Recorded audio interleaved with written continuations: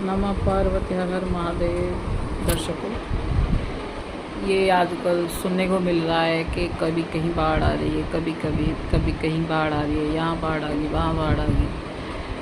तो ये बाढ़ आने का भी वजह वही है क्योंकि हम अपना कचरा नदियों में बहा रहे हैं और नदियाँ ओवरफ्लो हो चुकी हैं, इसलिए बाढ़ आ रही है बार बार कि हम अपनी गंदगी को नदियों में डाल रहे हैं। क्योंकि नीचे अगर नदियाँ भर चुकी हैं तो ऊपर को उबाल मारेंगी नदियाँ, और पर्यावरण के साथ हम खिलवाड़ कर रहे हैं। दिन पर दिन हम पेड़ों को काटते जा रहे हैं तो प्रकृति अपना रुद्र रूप लेगी।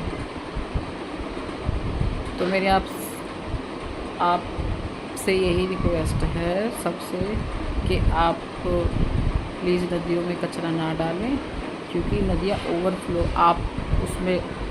ओवरफ्लो होके उसमें ऊपर उबाल आके पानी का आगे, क्योंकि हम उसमें जो ना डालने की चीज़ें वो डाल रहे हैं, क्योंकि हम अपने पानी को साफ नहीं रख रहे और दिन पर दिन पेड़ को काटते जा रहे। मिट्टी की जुड़ाव जो होता है पेड़ों के साथ वो ख़त्म होता जा रहा है, इसलिए बाढ़ आ रही है। तो हमें अपनी नदियाँ और अपने पर्यावरण का खास ध्यान रखना चाहिए। ना प्रकृति के साथ खिलवाड़ करोगे, प्रकृति पलट के आपको जवाब देगी। इसलिए हमें अपने प्रकृति के साथ खिलवाड़ नहीं करना चाहिए। हमें प्रकृति के अनुकूल चलना चाहिए, ना कि प्रकृति के खिलाफ।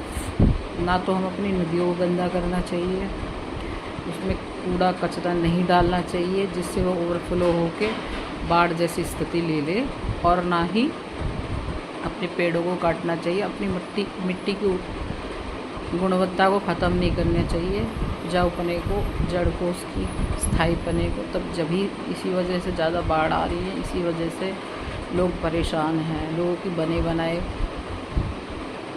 मकान, घरों में पानी भर जाता है जिससे लोग बेघर हो रहे हैं। तो आप पर्यावरण का संतुलन बनाए रखिए, पर्यावरण आपका संतुलन बनाए रखिएगा। तो मेरी आपसे अनुरोध है कि आप प्लीज़ नदियों में कूड़ा ना फेंकें और पेड़ों को ना उखाड़ें, पर्यावरण को बनाए रखें, मिट्टी की गुणवत्ता को बनाए रखें।